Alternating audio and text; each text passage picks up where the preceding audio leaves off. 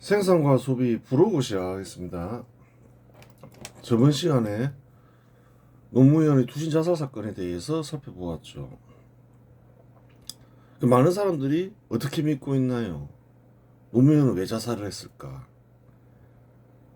이명박 정부의 정치적 탄압이 있었다, 이렇게 믿고 있는 사람들이 있죠. 주로 근대국가 수립 반발 세력 인사들이죠. 민주당 지지자들 또는 검찰의 탄압이 있었다, 혹은 또 검찰이 이명박의 하수인이 돼서 노무현을 탄압했다, 그렇게 생각하는 거죠. 그렇게 생각하니까 이명박에 대한 적개심이 있고 검찰에 대한 적개심이 있죠. 근데 조사를 해보면 그렇지가 않아요. 누가 죽였나요? 노무현은 각종 포퓰리즘 정책과 갈라치기 정치, 종북 정치로 국민들한테 아주 강한 심판을 받죠. 2006년 지방자치단체 선거, 2007년 대통령 선거, 2008년 국회의원 선거에서 참패도 그런 참패는 없는 거죠. 근대국가 수립 세력계 정당이 거의 200석 가까이였잖아요. 대승을 해버리잖아요. 분열되었음에도 불구하고. 그래요.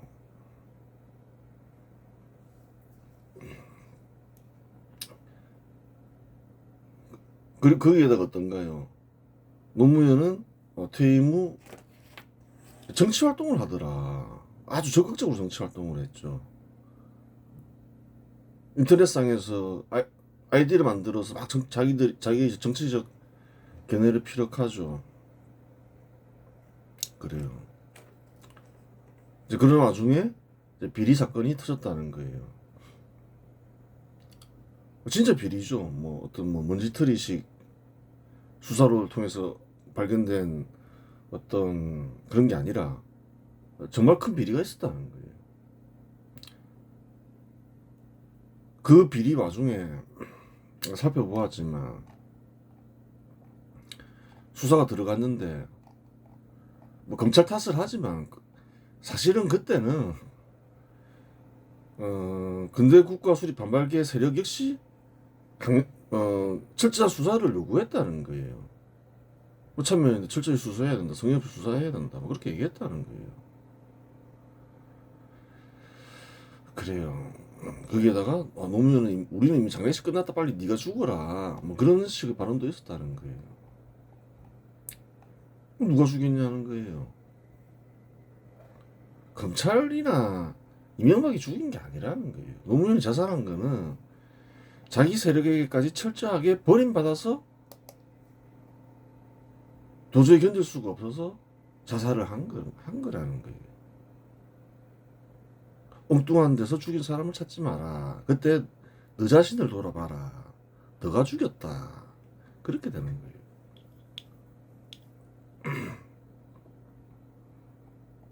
검찰이나 이명박이 특별하게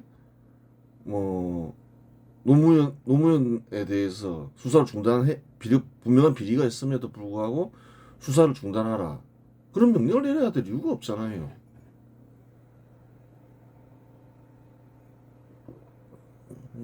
그래요. 자기들이 죽여놓고 딴 사람한테 책임을 전가하는 것은 잘못된 것이다. 역사적 사실이다. 그렇게 되는 거예요.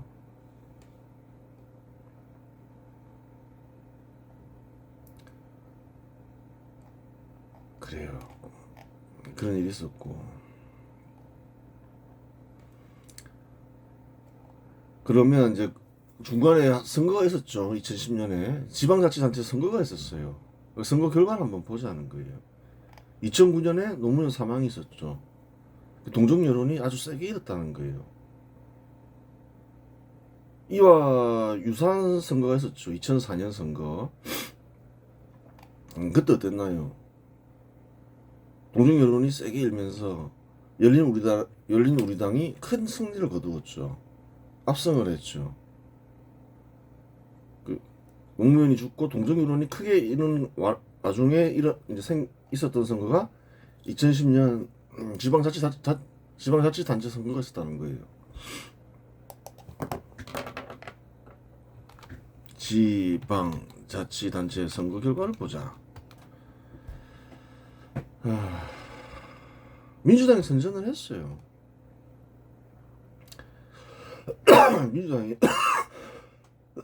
민주당이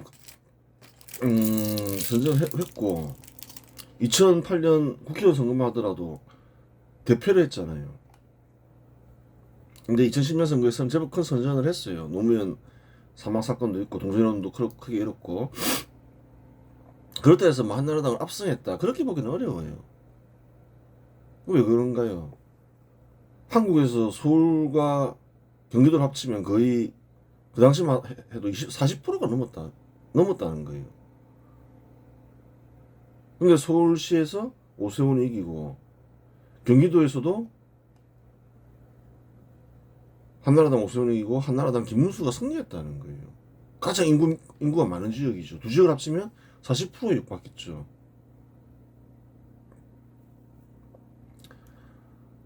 대전광역시는 또 자유선진당이 됐고, 근대국가 수립 세력의 정당이죠. 자유선진당이. 민주당도 큰 승리를 했지만 근대국가 수립 반발 세력이 근대국가 수립에게 승리했다고까지 말하기는 어렵다는 거예요. 의석수는 당선자 수는 많지만 서울시와 경기도에서 이겼다는 거예요. 그래요. 강원도는 한나라당 강세 지역인데 민주당이 승리했음을 볼 수 있죠. 경상남도에서도 김두관이 승리했고. 그래요. 노무현의 사망 덕을 많이 본 거죠. 노무현이 사망하면서 그래요. 근대국가 수립 반발 세력 인사들이 직결을 했고, 또한 동정결혼도 크게 일었음을 알 수 있는 거예요.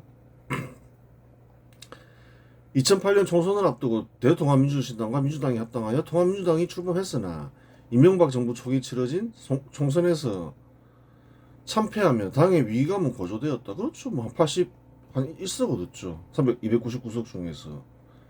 이에 당은 2008년 7월 정당대회를 통해 통합이라는 수식을 떼어내고 선명성을 강조한 민주당으로 당명을 개정하며 전열을 가다듬었다.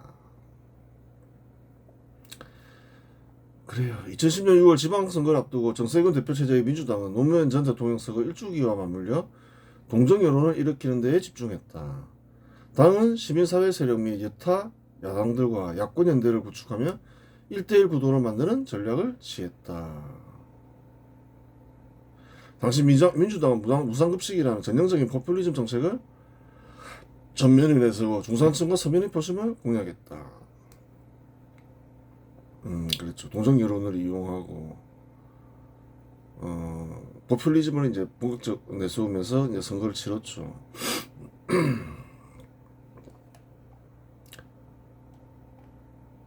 주로 이제 포퓰리즘 정당들이 주로 무상을 많이 이용하죠. 무상급식, 무상교육 이런 것들을 내세우면서 이제 선거를 치르는 거예요.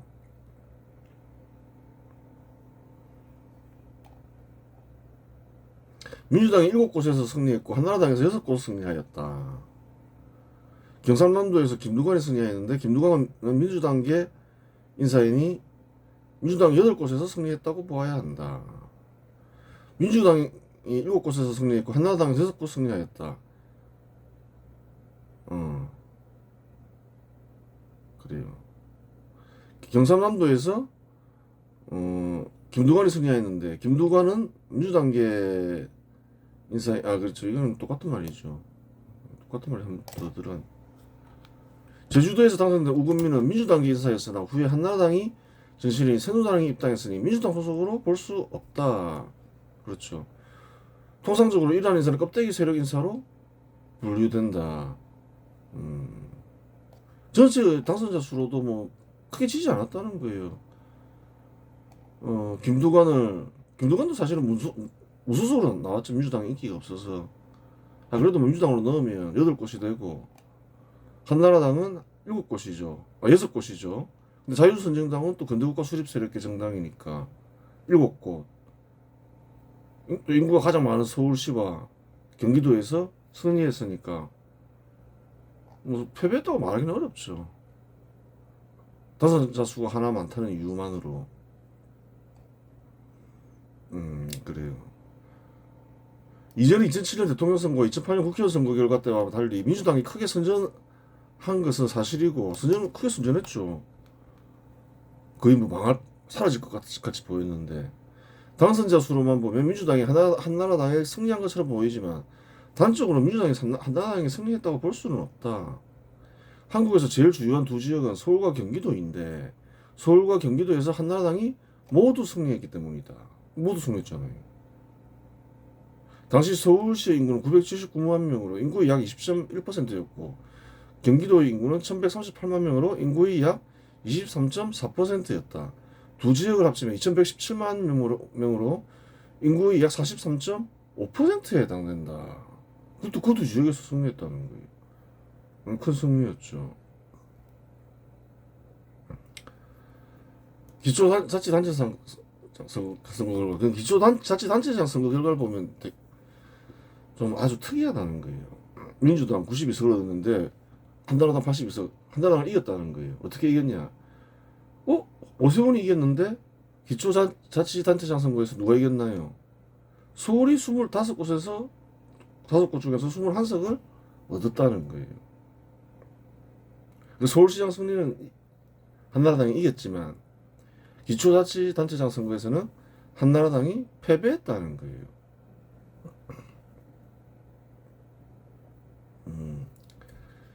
그럼 기초자치단체장 선거는 근대국가 수립 반발 세력이 이겼냐? 그렇지 않다는 거예요.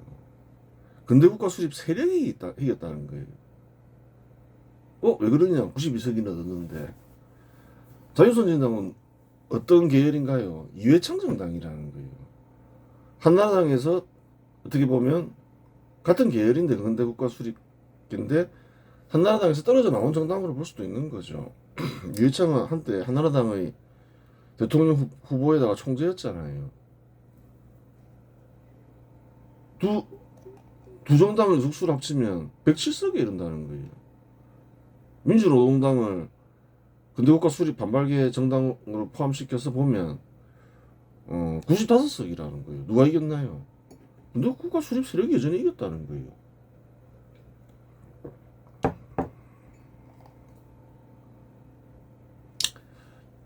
예전에 2004년 공정 여론을 잃었을 때는 열린우리당이 압승을 했잖아요. 민주당이 부활을 했지만 노무현의 죽음으로 그렇게까지 내용을 보면 큰 승리를 거두지 못했죠. 열린우리당이 큰 승리할 때 비교해 보면 그렇게 되는 거예요. 기초자치단체장 선거 결과에서 민주당이 한나라당에 승리했다. 하지만 근대국가 수립 반발 세력이 근대국가 수립 세력에게 승리한 것은 아니다.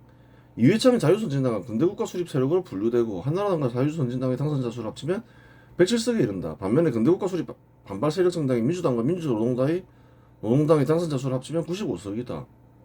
예전에 큰 차이가 나죠. 그렇게 되는 거예요.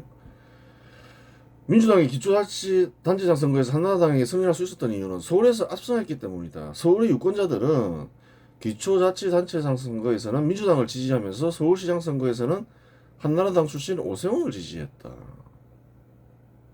그래요. 서울 유권자들이 이와 같은 이중적 태도는 이명박에게 실망했지만 민주당에게 서울시장을 넘길 수는 없다는 생각이 지배적이었기 때문이다.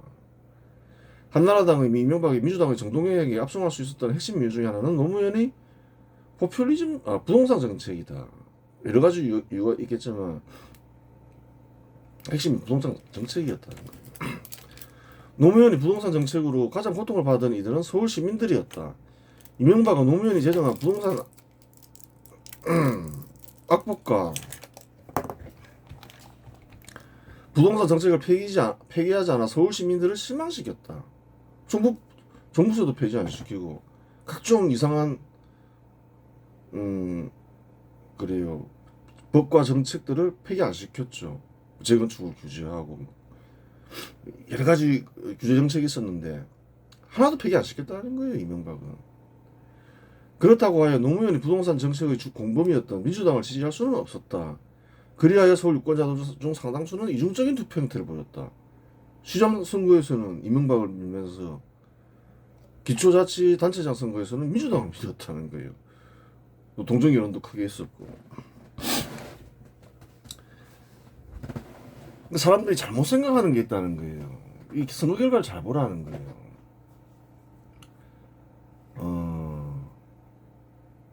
두 가지가 있었죠. 부동산과 연관돼서 노무현 때 부동산 가격이 굉장히 많이 올랐다. 두 번째는 부동산 정책이 있었다. 재산을 침해하고 자유로운 활동을 침해하는 그래요. 그런 부동산 법 정책이 있었죠. 두 가지가 있었다는 거예요. 이명박 정부 때는 부동산 가격이 상승하지 않았다는 거예요. 오히려 하락했다는 거예요. 부동산 가격 상승 때문에 민주당의 그러니까 노무현 정부가 심판받았다. 그렇게 생각하면 이명박 때는 부동산 가격이 하락했으니까 어떻게 돼야 되나요? 서울에서 압승을 해야 된다는 거예요. 그렇잖아요. 근데 서울에서 대패해버렸다는 거예요. 왜 대패했나요? 부동산 가격이 상승하고 하락하고는 아무런 연관이 없다는 거예요. 사실은 서울 시민들이 노무현 정부를 심판했던 거는 부동산 가격이 상승했기 때문에 심판한 게 아니라는 거예요. 부동산 정책 때문에 심판했다는 거예요. 그걸 알아야 되는 거예요. 결과가 이렇게 나와 있잖아요. 부동산 가격이 하락했음에도 불구하고 기초자치단체장 선거에서는 민주당을 지지했더라. 부동산 가격하고는 아무런 상관이 없죠. 근데 이명박은 부동산 가격이 중요하다고 생각을 했던 거예요. 그래서 노무현이 실시했던 부동산 정책을 하나도 폐기를 안 했던 거죠. 잘못 생각한 거예요.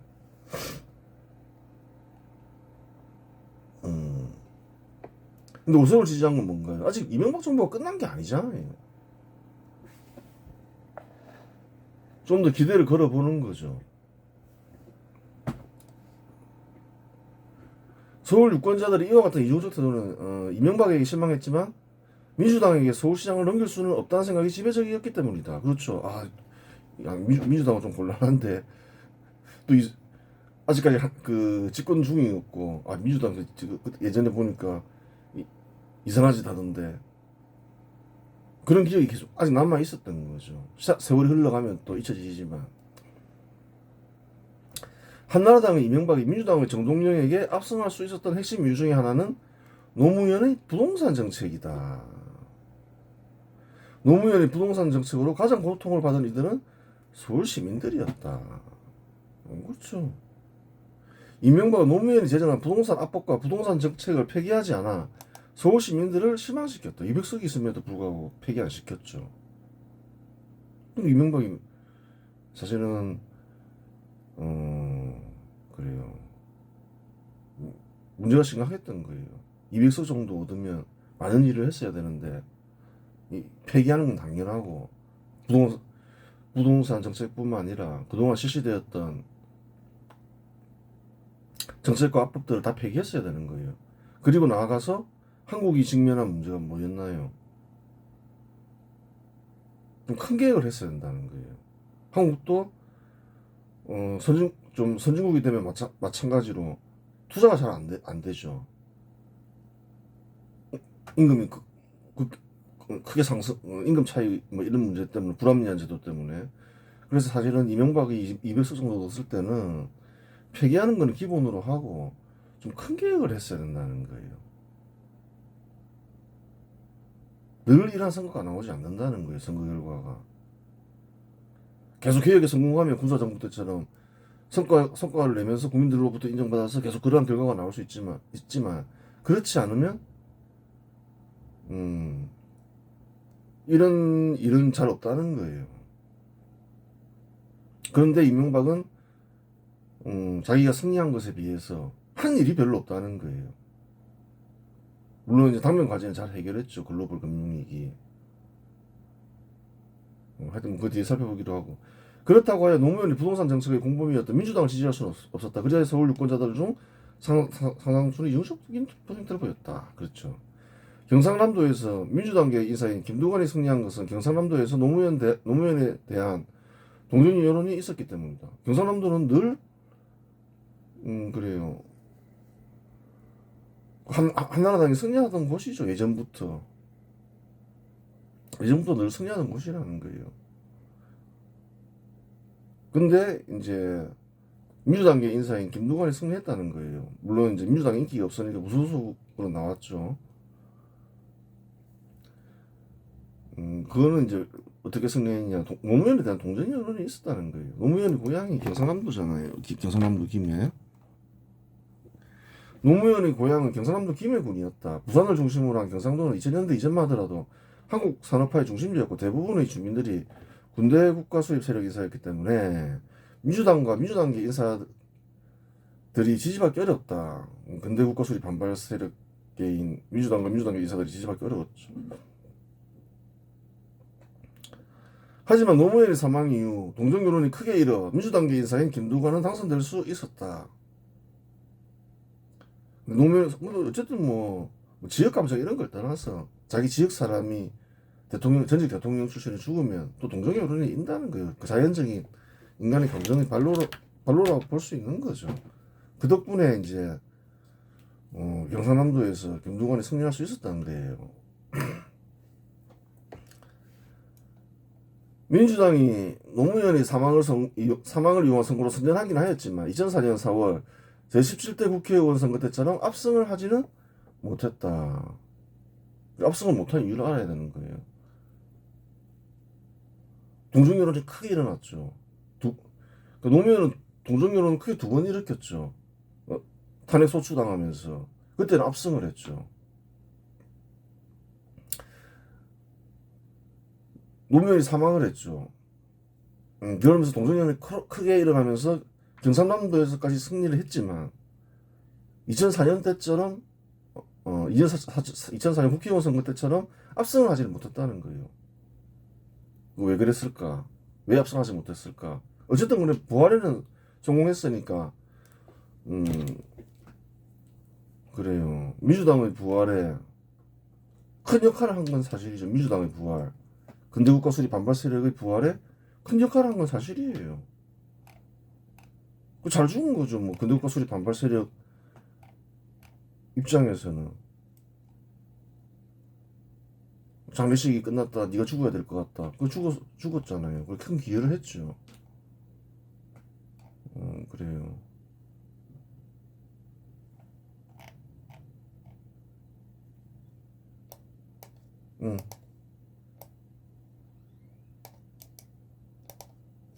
이 말이 이쪽에서 들어가야 되는데.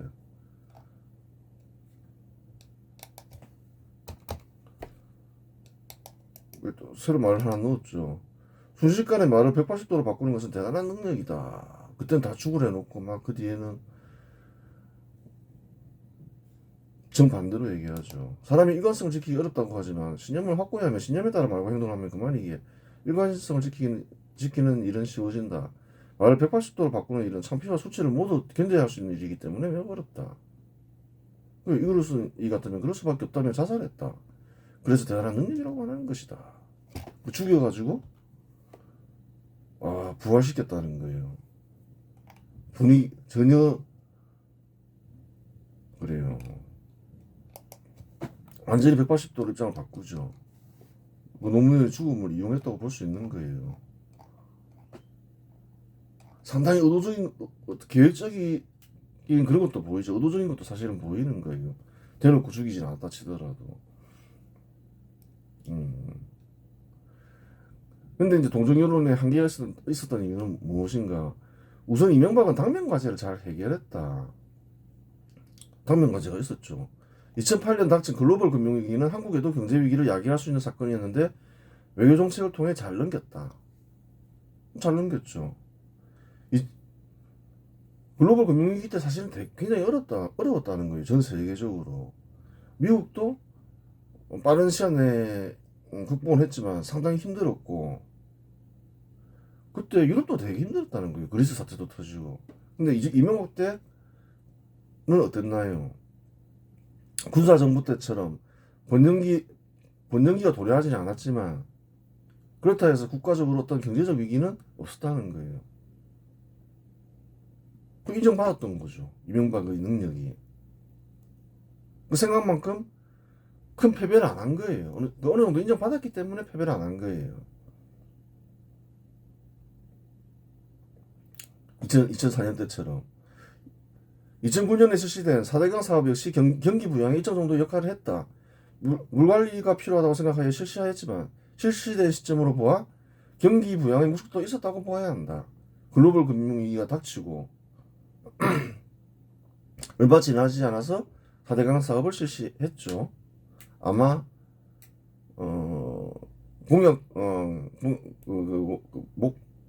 이명박이 생각이 있었겠죠. 한국에 물 관리가 필요해. 그래서 생각한 것도 있지만 또 다른 목적도 있었다고 봐야 되는 거예요. 4대강 사업 실시 시점을 보면 경기 부양을 위해서 실시한 것으로도 보인다. 두 가지 목적이 있었다고 보면 되는 거죠. 그러한 성과를 국민들이 인정했기에 국민들이 동정 여론을 이용한 민주당의 선거 전략에는 한계가 있었던 것이다. 어느 정도 성과도 인정받았기 때문에 당면 과제를 잘 해결했다는 인정이 있었기 때문에 동정 여론을 이용한 선거에는 한계가 있었다. 2004년 때처럼 압승을 하기는 어려웠다. 그렇게 보면 되는 거예요. 이번 시간에서 마치겠습니다.